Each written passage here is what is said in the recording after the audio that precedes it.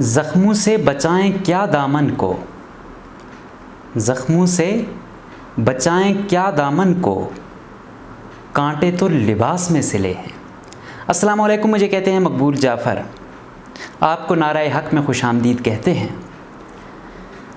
आज हम बात करेंगे, हर तरफ एक सवाल उठा हुआ है कि 3 साल जो परफॉर्मेंस है हुकूमत की, 25 जुलाई 2018 को इलेक्शन हुए, विफाक में पीटीआई की हुकूमत आई और बलूचिस्तान में बलूचिस्तान अवामी पार्टी, और इस तरह इनके इत्तेहादी भी रहे। वफाक की बात करें, बलूचिस्तान अवामी पार्टी पीटीआई की इत्तेहादी है, एमक्यूएम है, और सिंध की और छोटी जमातें इक्का दुक्का या कोई आज़ाद थे तो वो उसमें चले गए।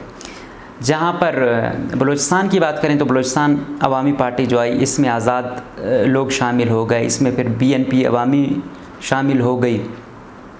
इसके साथ साथ फिर आते हैं अवामी नेशनल पार्टी शामिल हो गई। अब जो सवाल है वो ये है कि क्या इनकी 3 साल परफॉर्मेंस से आप मुतमईन हैं या नहीं हैं, सवाल ये है। तो अगर, क्योंकि हमने जो कंडक्ट किया है, हमने जो लोगों से सर्वे किया है, उसके मुताबिक हम आपको बताते हैं कि क्या है, लोगों की क्या राय है।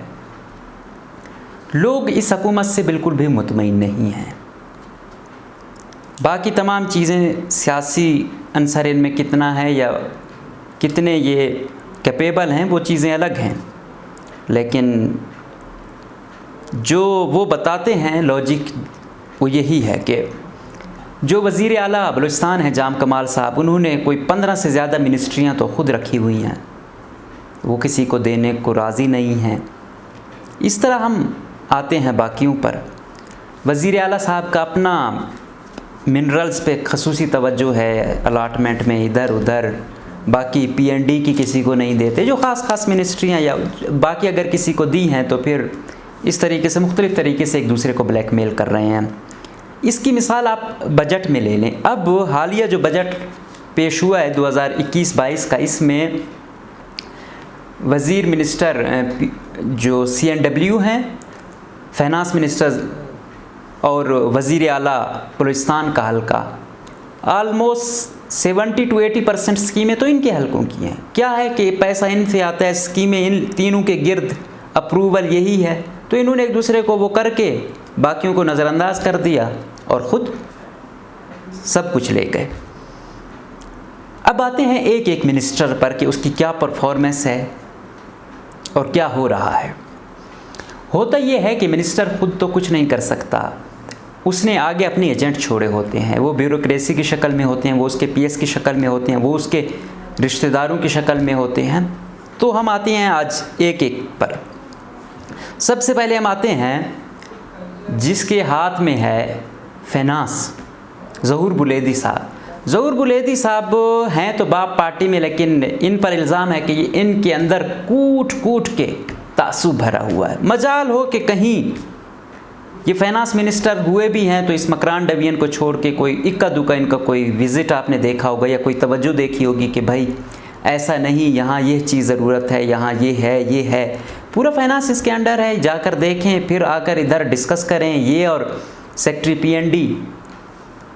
लेकिन नहीं, ऐसा नहीं होता। एडिशनल चीफ सेक्रेटरी PND और इनको अब बस अपने तक होती है। अभी हालिया जो PSDP थी उसमें सारा इन्होंने वो किया। दूसरा, अभी इनका बस चला ये जो असामियाँ थी मजहबी अमूर की, उसमें सबसे ज़्यादा जो मौलवियों की ज़रूरत थी वो कैच में ज़रूरत थी, बाकी जगहों पर हम इक्का दुक्का थी। वहाँ तो एक मतलब हर मिनिस्टर सिर्फ अपने हल्कों को देना चाहता है, बाकी किसी की परवाह नहीं है।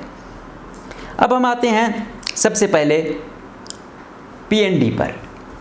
इसके जो एडिशनल चीफ सेक्रेटरी साहब हैं हाफिज़ अब्दुल बासित साहब, वो उस वक्त लोकल गवर्नमेंट के सेक्रेटरी थे जब मुश्ताक रहसानी साहब और खालिद लांगो साहब का जो वो बदनाम ज़मानत स्कैंडल आया था, जिसमें इन्होंने कितने यहाँ पे उन लोगों की टैंकियों में पानी नहीं होता और इनकी टैंकियाँ पैसों से भरी हुई थी। तो फिर आपने देखा फिर क्या हुआ, सज़ा हुई, मुश्ताक रेसानी को हुई, खालिद लांगू को हुई, लेकिन बासित साहब ने पता नहीं कौन सा इक्का चलाया कि वो, हालांकि इन्हीं के थ्रू, लोकल गवर्नमेंट के थ्रू चली गई, लेकिन बस जो बचाने वाले होते हैं वो बचवा जाते हैं। और इसके लिए यही है, थोड़ा बहुत ज़मीर मारना पड़ता है, थोड़ा बहुत ब्लैकमेल होना पड़ता है, बस। बाकी फिर न वो सबूत आगे छोड़ते हैं, न फिर अदालत, फिर सज़ा अदालत ने सबूत पर देनी है। जब सबूत नहीं देंगे इदारे तो फिर क्या करेंगे। अब PND में कितने मिनिस्ट्री वो हुई, जाम साहब आए, ये कोई चौथा पाँचवा सेक्रेटरी है। पहले वो चट्ठा साहब थे, फिर वो CMIT में गए, उन्होंने एक इमेज बना रखा था कि भाई दुनिया का कोई ईमानदार तरीन है तो वो हम हैं। उसके बाद फिर उन्होंने अब्दुर्रहमान बुज़दार साहब को लगाया, फिर आपने देखा होगा क्या सूरत हाल थी, फिर ख़ुद उसको साइड लाइन किया। इसके बाद फिर सबूर काकड़ साहब को ले आए, लेकिन नहीं चल सकते थे, क्यों, सबूर काकड़ साहब थोड़ा इतना जल्दी बिकने वाले नहीं होते, हर एक एक रेट होता है। ये है किसी का कम है, किसी का ज़्यादा है, लेकिन कुछ हैं कुछ का रेट बहुत ज़्यादा होता है, कुछ इश्यूज़ बनाते हैं, हर एक की वो नहीं हाँकते, तो वो ज़रा ट्रबल मेकर होते हैं। तो सबूर काकड़ को हटा के फिर अब्दुल बासित साहब को ले आए हैं, तो वो अच्छा खुश रखते होते हैं, उनकी ये है, उनमें ये खूबी है। उन पर तरह तरह के इल्ज़ाम भी लोग लगाते हैं कि भाई पता नहीं कितने जायदादें हैं, पता नहीं क्या क्या है, ये तो अब इदारों ने पता करना है, हम तो बस बता ही सकते हैं। दूसरी हम आते हैं CNW डिपार्टमेंट पे, यानी कम्युनिकेशन एंड वर्क। इसको अब दो हिस्सों में तकसीम किया गया है, एक बिल्डिंग वाला, एक रोड वाला। जो बिल्डिंग वाला है उसमें ग़ुलाम अली साहब आ गए हैं, पहले वो एजुकेशन के सेक्रेटरी थे, फिर वहाँ से आ गए। उस पर भी मतलब उस पर इतने ज़्यादा वो नहीं है, उनमें कुछ आप ये कह सकते हैं फेवरेटिज़म या इधर उधर या कुछ अपनी कहते हैं कि इसमें भी थोड़ा अंसर तासुब का पाया जाता है, लेकिन दो नंबरी नहीं सुनी हमने अभी तक कि इन्होंने कोई दो नंबरी की हो या कहीं कोई पैसों का लेन देन हो। लेकिन ये है कि इस लेवल पे आके जो भी हो ना, उसको ये ज़रूर चाहिए कि वो मज़हब से बालातर होकर, कौम से बालातर होकर सोचे। अगर मैं यहाँ पे एज ए जर्नलिस्ट होकर सिर्फ़ एक कौम, एक कबीले या उस तक रहूँगा, तो ये फिर मेरा जो मकाम है ना उसको ही छोटा कर देता है, मेरी शख्सियत को छोटा कर देता है। इन चीज़ों से बालातर होकर जो दूसरा कौम का है, कबीले का है, उससे आप ज़्यादा फैसिलिटेट करो ताकि उसके दिल में ये बात ना रहे। ये बातें हमें नहीं आती हैं, इनके पीछे कोई ना कोई बैकग्राउंड ज़रूर होता है। चलो ग़ुलाम अली साहब और दूसरे साहब हैं, उनके ऊपर इल्ज़ाम है कि उन्होंने पता नहीं कितने पैसे देकर ये सेक्रेटरीशिप ली है CNW में। अब ये देखना पड़ेगा। अब दूसरे पर आते हैं हम, वज़ीर दाखिला साहब की क्या कारकर्दगी है। बलूचिस्तान में ताकतवर हल्के वज़ीर दाखिला उसे बनवाना चाहते होते हैं जो इसको ना अपनी इज़्ज़त की परवाह हो, ना दूसरों को, सबको सुनाए, ना बड़ा देखे ना छोटा देखे। मौजूदा अगर लोग देखें तो उनमें पहले सलीम खोसा को ये वो दी गई थी, लेकिन हमें पहले से ही पता चल गया था कि ये नहीं चल सकते, क्योंकि ऐसा नहीं है। इस गंगा में न वो शख्स खुद पाक रहता है, ना किसी और को पाक रहने देता है। तो उसमें फिर ज़ियाउल्लाह लांगू साहब ही फिट आए तो फिर चला रहे हैं। अब उनको बदकिस्मती से पिछले में सरफराज बुगटी जैसा प्रोपेगेंडिस्ट था, जिनकी खैर पता नहीं कहाँ वो सो कॉल्ड इतने वो बन जाते हैं मुआशरे में, तो वो एक मिसाल बनी हुई है कि हद होती है, मतलब इज़्ज़त नफ्स को मारने की भी एक हद होती है। अनवारुल्लाह काकड़, सरफराज, इनकी तो कोई भी अवाम में ना कोई पजीराई है, एक वो क्या कहते हैं, ना कोई पसंद है, ना कुछ चंद हो सकते हैं जिनको मफाद दिए हूँ, अदरवाइज़ इन लोगों ने तो तोहमत हैं इस सियासत के नाम पर भी। अब तीसरा आते हैं, सबसे जो अहम बात है वो है कि जिसने इस सूरत हाल को पलटना है और बहुत कुछ करना है, नौजवानों को आगे लाना है, उनमें एहसास महरूमी कम करना है।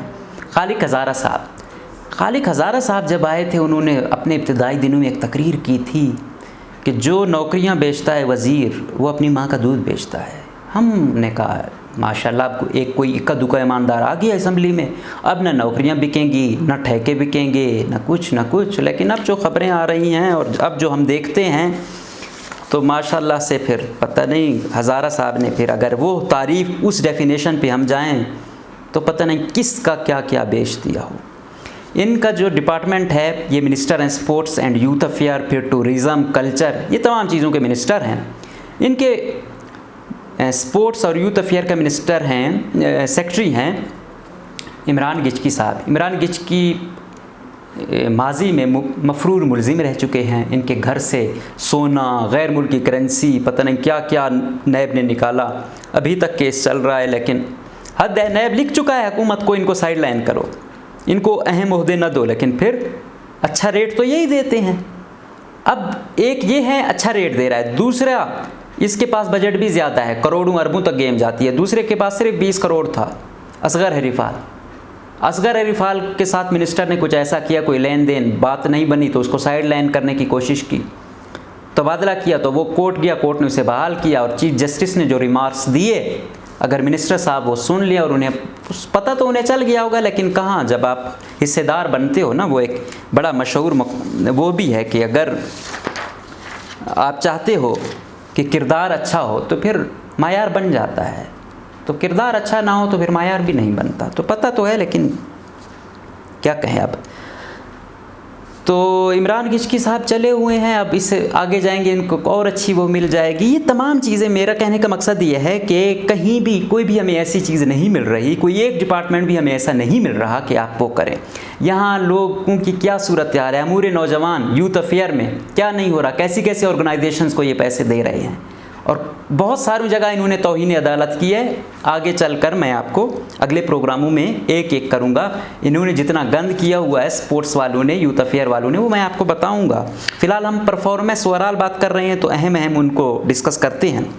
अब आते हैं एजुकेशनिस्ट मोहतरमा बुशरा रिन साहिबा पर, जो पहले QDA की हेड थी, फिर वहाँ की बदहाली करने के बाद उनको मुशीर इत्तलात बनाया गया। यहाँ जब मुशीर इत्तलात बनाया गया तो फिर इंफॉर्मेशन की मिनिस्ट्री थी। इसके बाद फिर इन्होंने DGPR, नीचे आता है DG जो थे DGPR, उनको उस वक्त ये कहा जाता है कि भाई हमें जो है ना मंथली या जो भी है किचन का ख़र्चा दिया जाए। उसने कहा कि भाई, वो DGPR थे जाहिद शाह, जो अभी CB के डिप्टी कमिश्नर हैं, कि भाई मैं नहीं कर सकता, कैसे मैं अब आपके लिए किचन के ख़र्चे या इधर उधर करूं। तो उसको चेंज करवा दिया। लेकिन उससे पहले गेम कहाँ वो होती है कि DGPR के जो एडवर्टाइजिंग देने वाले थे, पिछले जो सेक्रेटरी थे इरफान गरशीन साहब, उन्होंने तनवीर को लगाया, मुल्ला तनवीर को लगाया हुआ था कि भाई आप दें।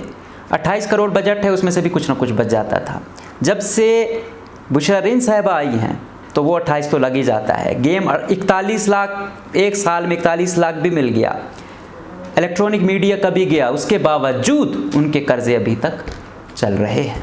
इससे आप अंदाज़ा लगाते हैं कैसे सोचे समझे मंसूबे के तहत अपने PRO को हर वो देकर किस तरीके से DGPR को एक जो है ना कमीशन, करप्शन और पता नहीं कैसा कैसा वो बनाया हुआ है। तो बाकी जिन्होंने सर्च करना हो वो जा सकते हैं, पता कर सकते हैं क्या क्या हो रहा है। आगे फिर इन्होंने सिर्फ उस डिप्टी डायरेक्टर को वो करने के लिए इन्होंने DGPR फिर किसको लाया, ये QDA में, जिसने फिर इमरान ज़रकून ने पहले QDA में तबाही मचाई, PDMA में तो इंतहा की, फिर अब आए हुए हैं यहाँ पे DGPR में DG बने हुए हैं। तमाम पावर्स दी हुई हैं नीचे वाले उसको, वकास को। अब यही है कि कोई पूछने वाला नहीं है, एक से वो करके दूसरे में जाते हैं। तो कब जब इदारे एक्शन नहीं लेंगे तो ऐसा ही होगा, हर चीज़ बाज़े आती है। अब क्या ये हम आम बंदे को पता है? ये नहीं पता जाम साहब को कि क्या हो रहा है। और इमरान ज़रकून की सिफारिश कौन लेके गया था जाम साहब के पास, और जाम साहब ने किसको भेजा था, और क्या कमीशन, क्या ये क्या हुआ था, ये कुबड़ा साहब कौन है, ये तमाम चीज़ें आ जाती हैं अगर कोई यहाँ एक्शन लेने वाला हो। फिर आते हैं सरदार अब्दुल रहमान खेतान साहब, जो फूड और पॉपुलेशन के मिनिस्टर हैं।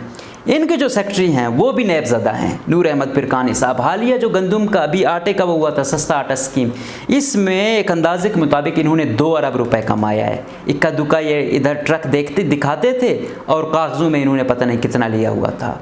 एक कहा जाता है कि एक ज़िम्मेदार ज़राए ने बताया कि एक शख्स को, मिनिस्टर को पहले पता नहीं था कि इन्होंने ऐसा किया। मिनिस्टर को जब पता चला, मिनिस्टर ने बड़ी गालियाँ दी, फिर बाद में कहा कि बस आज रात तक मेरा हिस्सा आना चाहिए। तो उसी रात को उन्होंने 2 बंदों को रात के कोई 10-11 बजे काफ़ी कुछ दे कर भेजा। वो अब कितने मिलियंस थे वो तहकीकाती इदारे मालूम करें।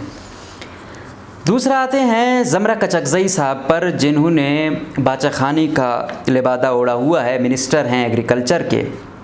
इन्होंने सिर्फ एग्रीकल्चर में ये ट्रैक्टर है, ये दूसरे फलाना ड्रामे और ये जॉब्स को की बंदर बांट करने के लिए एक डीजी साहब को न सिर्फ हटाया बल्कि उस पर नेब का केस दिलवाया। वो काम जो उसने किया ही नहीं, उस गुनाह की उसे सज़ा दी गई जो उसने किया ही नहीं है। उसने वाहिद पीएचडी था, उसने लिखा भी है जाम साहब को कि मैंने अमेरिका में पीएचडी की है, मैंने वो किया, मेरे ऊपर एक चीज़ हैंड ओवर हो गई थी, उसको वो दी गई थी, उसके बाद आकर वो किया गया जो जिसमें मेरा बराह रास्त कोई ताल्लुक़ ही नहीं है, मुझे फंसाया गया। लेकिन क्यों?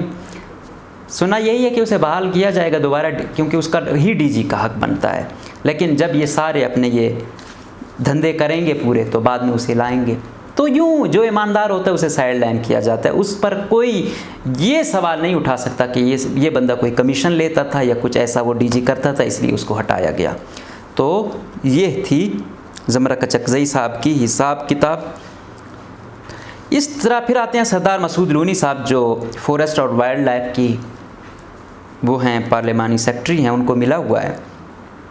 मुझे समझ नहीं आती क्या दुखी वालों के मसले नहीं हैं।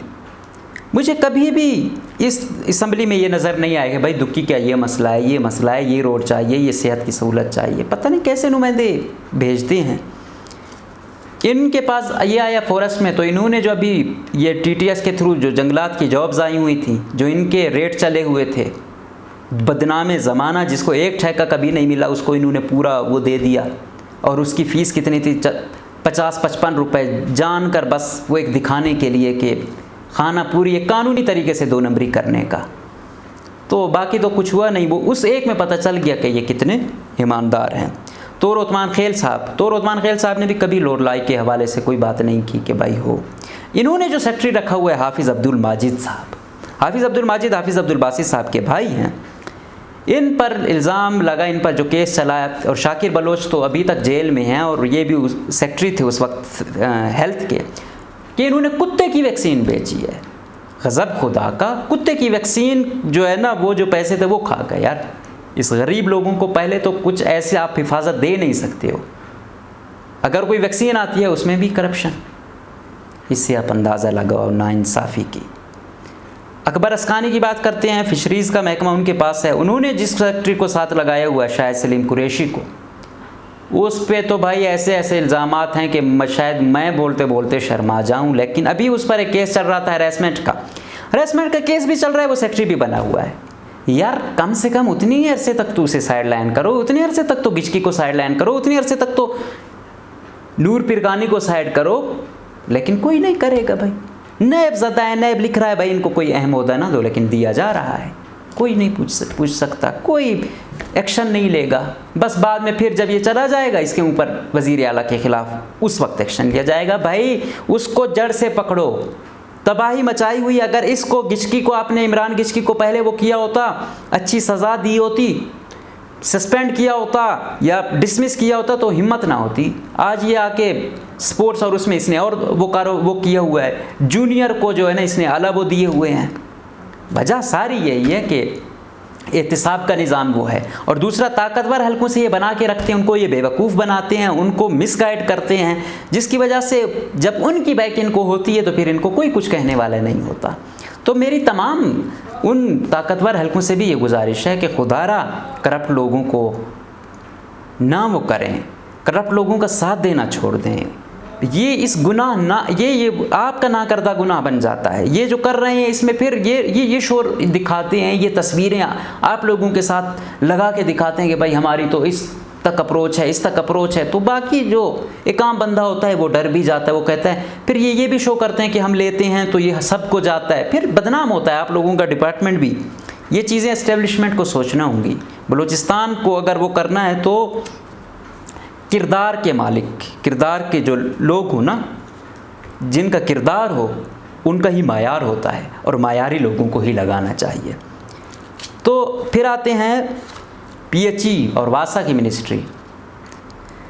इसमें नूर मोहम्मद दुमर साहब, उसने भी एक वो किया हुआ है, हर चीज़ में ऐਵੇਂ ही वो कर देते हैं। खुद कोई स्टैंडर्ड है नहीं, खुद कुछ है नहीं, बात उनको आती नहीं है, हर जगह जो है ना पाक आर्मी को घुसा देंगे, अपनी 2 नंबरी नाअहली छुपाने के लिए वो कर देंगे। सेक्रेटरी किसको रखा हुआ है? साले मोहम्मद नासिर को। हमने BRSP की करप्शन एक्सपोज की, उसका 2 बंदे वो किए कि भाई ये सरकारी मुलाजिम हैं PHE के, उनको गया वज़ीर आज़म पोर्टल सेल के थ्रू उनसे पूछा गया, तो बजाय ये कहता कि एक्शन लिया, उनको सस्पेंड किया या उनको डिसमिस किया या उनसे रिकवरी की, कहता है कि भाई एक दोबारा आ गया है और एक जो है ना, एक ने रिटायरमेंट की जो है ना एप्लीकेशन दी है। तो इससे अंदाज़ा लगाओ, ये मुझे लगता है हुकूमत बलूचिस्तान का नहीं, अवाम का नहीं, ये BRSP का नुमाइंदा है। तो ऐसे ऐसे इन्होंने सेक्रेटरी लगाए हुए हैं। और दूसरा सोशल वेलफेयर डिपार्टमेंट में असद बलोच पर, असद बलोच को भी माशाल्लाह से इतनी अच्छी मिनिस्ट्री दी हुई है इंसानियत वाली, लेकिन उसका भी सिर्फ ज़्यादा पंजगूर पे फोकस रहता है। इस पंजगूरी साहब से ये है कि भाई, और पंजगूर में भी एक स्पेशल यूनियन कौंसल है, अभी जो इसके जॉब्स आई सारी इसने वो एक यूनियन कौंसल पे ये बरसा। तो कोई नहीं है, मतलब ये है कोई इनसे पूछने वाला नहीं है कि भाई कहाँ हो रहा है। और जो मिनिस्टर है उसके हल्के में उसके डिपार्टमेंट की बहुत सारी जॉब्स हैं और बाकी कोई इक्का दुक्का होगी। ये कैसी वो है, कैसी दर्जाबंदी है? सुप्रीम कोर्ट क्या कहती है, हाई कोर्ट के क्या अहकामात हैं, आयन क्या कहता है, कोई पूछने वाला नहीं है। अब ये है, मैं आपको बता रहा हूँ नैबज़दा लोगों की। सेक्रेटरी P&D नैबज़दा, सेक्रेटरी इंडस्ट्री नैबज़दा, और ये DGPR वाला जो DG है इसके खिलाफ सख्त वो हो रही हैं। और सेक्रेटरी फूड नूर पिरकानी नैबज़दा, शाहिद सलीम कुरैशी, इसकी तो ऐसी वो हैं कि ये तो ऑफिस में भी टुन रहता है, इसको इतना डर ही नहीं है। फिर इमरान गिचकी नैबज़दा, किस किस पर अब आप आओ, जिसको वो करो, और जो पाक साफ होगा उससे साइड लाइन लगाते हैं। OSD बना फिरता है बेचारे को, या और अच्छे अफसरान की जेल CMIT, और जो करप्ट हैं वो अहम ओहदों पर हैं। अब मुझे आप बताइए, ये कारकर्दगी है, इससे अवाम मुतमईन है? अब आते हैं कि इन्होंने मुलाजमतों पर क्या किया है। नौजवान को कहते हैं इतनी हज़ार मुलाजमतें, इतना ये वो। भाई इतनी हज़ार मुलाजमतों में कितने गरीब लगे हैं? उसमें भी तो आपके बंदे लग जाते हैं, बंदर बांट आप आपस में करते हो या बेच देते हो, गरीब का तो कुछ नहीं हो रहा। ये तमाम चीज़ें सोचने वाली, समझने वाली, और इनको एक्शन लेना चाहिए। वो कहते हैं ना कि भेड़ और भेड़िए के माबैन मुकालमा नहीं, सिर्फ बका की जंग होती है। तो ये जो हमारे मिनिस्टर साहबान है, कोई एक बता दे कि इसने ये खुदा दोस्त है, ये मेरिट पर काम कर रहा है, इसने अच्छा काम किया है। इनकी मिसाल तो भेड़ और भेड़िए वाली ही है। अवाम भेड़ है और ये भेड़िए है। वज़ीर आला से लेकर नीचे तक जिसको इतना सा इख्तियार मिला हुआ है, उसने तबाही मचा रखी है। और हम जब ये कुछ बोलते भी हैं तो इतने मसाइल हमारे लिए खड़े हो जाते हैं। वो कर रहे हैं, कुछ नहीं होता, हम बोलते हैं तो हम पर तरह तरह के प्रेशर डलवाए जाते हैं। लेकिन वो कहते हैं ना कि बेखौफ होने के लिए बाकिरदार होना ज़रूरी है। तो अगर आज हम बोल रहे हैं तो इसके पीछे कोशिश ये की है, और अल्लाह ने इतनी इस्तिकामत दी है कि किरदार पे सवालिया निशान कभी नहीं आने दिया। और यही है कि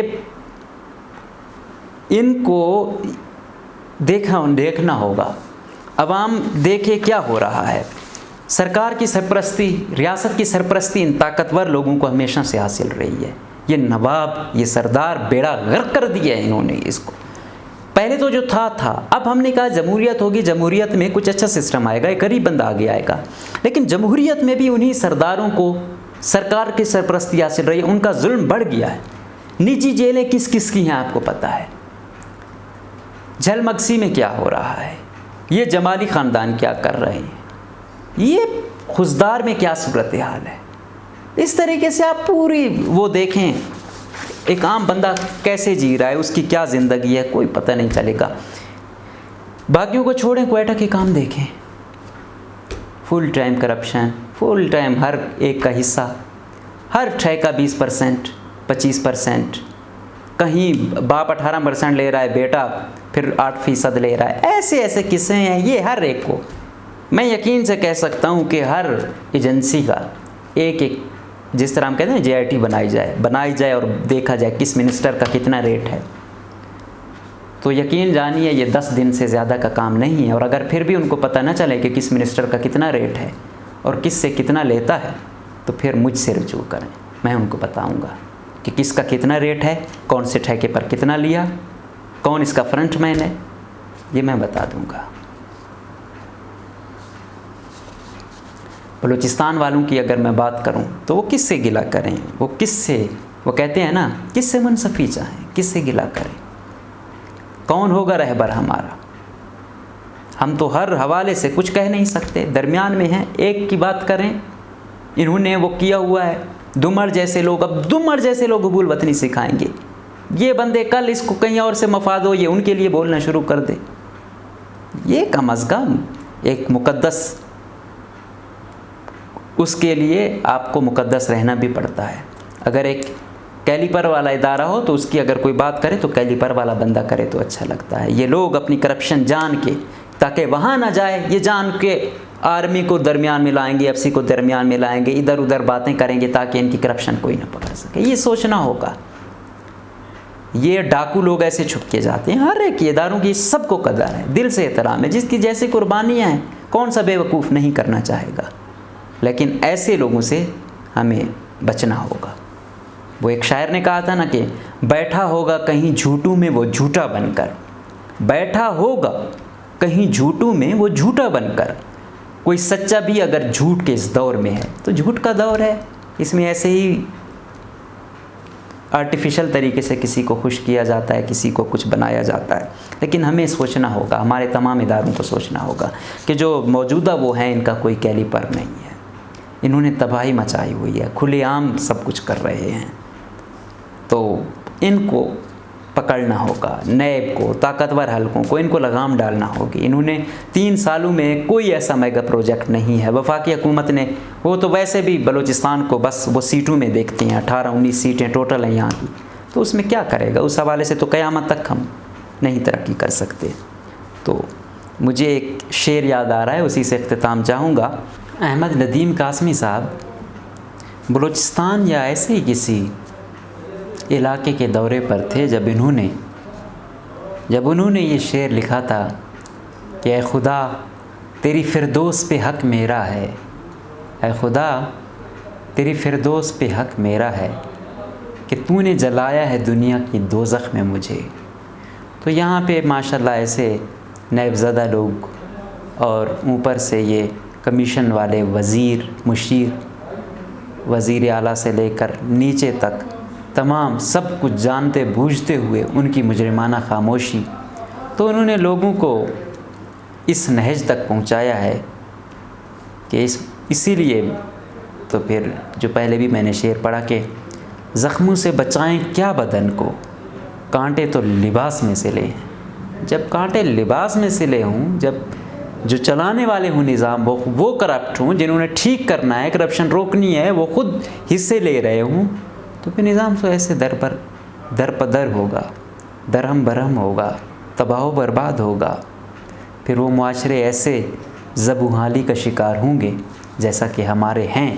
लेकिन हमारी तो माशाल्लाह से वो मुनाफ़क़त भी तो उरूज पर है। इस बारे में भी तो एक शायर ने क्या खूब लिखा था कि मंसूब